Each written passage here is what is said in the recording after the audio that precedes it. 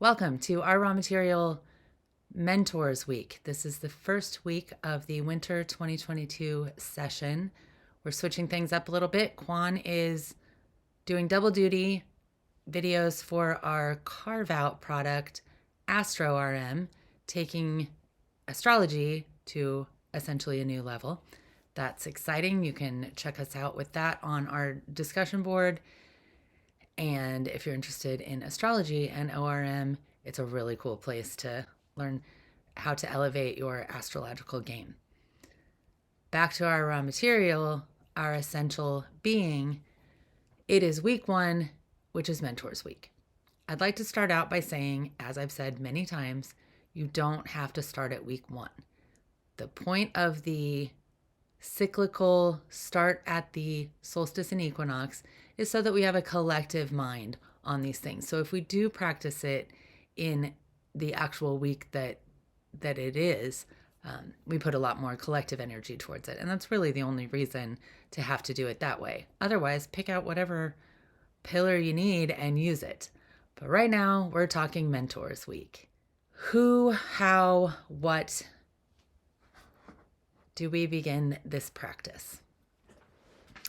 I like to tell everybody to make a list, and I do it probably not every session, but at least once a year at this point, just to see how much my lists differ from other lists, or it jars memories. It creates a kind of the fodder or the things that I'm going to work with for the next whatever's coming up.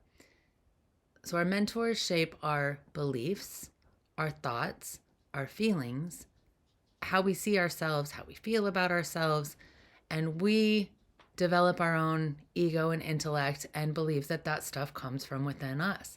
When we go back and connect the dots on who really set us up with certain beliefs or what set us up, I mean, in my case, it's a lot of books. It's a lot of magazine articles. It's a lot of things that I had my hands on as a kid that put certain ideas in my head. And that has led me on a journey back into self.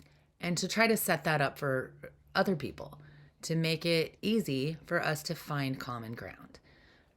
My mentors are many, and I can tell you that many people who are strong mentors also had some form of being a tormentor and did things that I didn't appreciate. And I grew and learned through some of those experiences even more than the experiences that traditionally we would call mentor.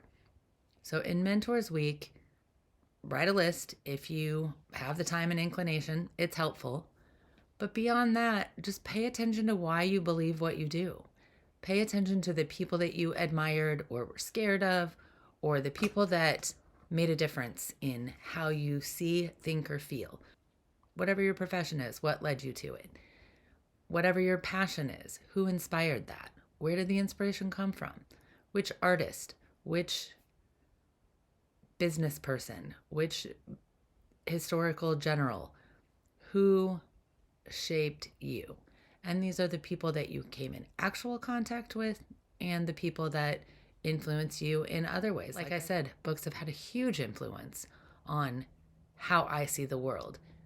My 55 years worth of contacts, the people that I have gotten to know over those years, the people that I have come in contact with and learned from, I can go back and really pick out something valuable from every person that I have gotten to know to some degree.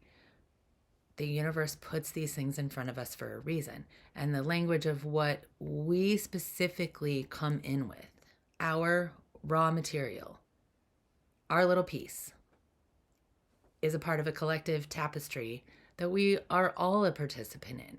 And when we look at that big, broad piece of material that is the collective piece, it feels really good to be able to carve out your own and look at it, see the intricate pieces, and make it yours, like a collective piece of art. We all come together with our own radiance, our own reflection of the same types of energies, just expressed differently.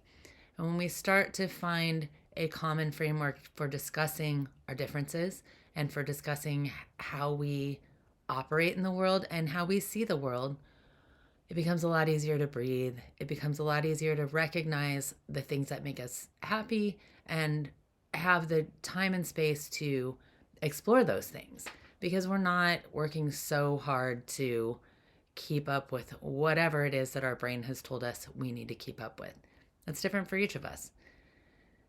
Our mentors are so powerful. And when we take the time to look at them and honor them and even let go of these terrible feelings that we've held for so long, breathe into the space, find the lesson, see where you've grown. And if you haven't, check out where you need to. Ask how you can. Your inner guidance is always there. And at our raw material, we just take a look inside. We listen for that inner voice that reflects back to us the best of ourselves.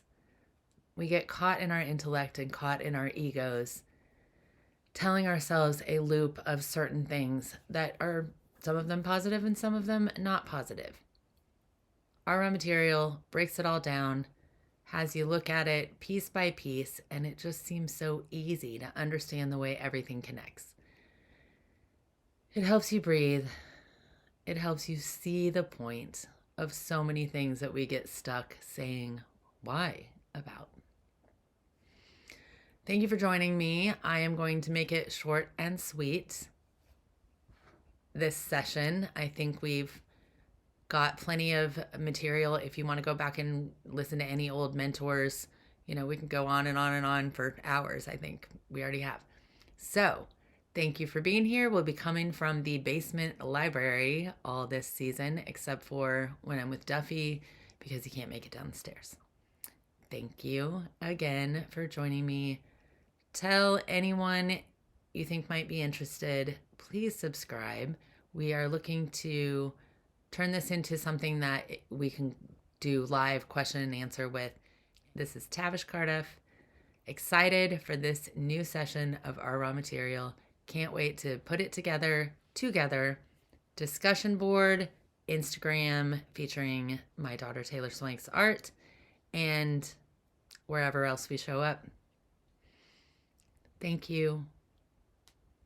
I hope we all feel ourselves and see ourselves in wholeness, even if it takes several breaths to get there.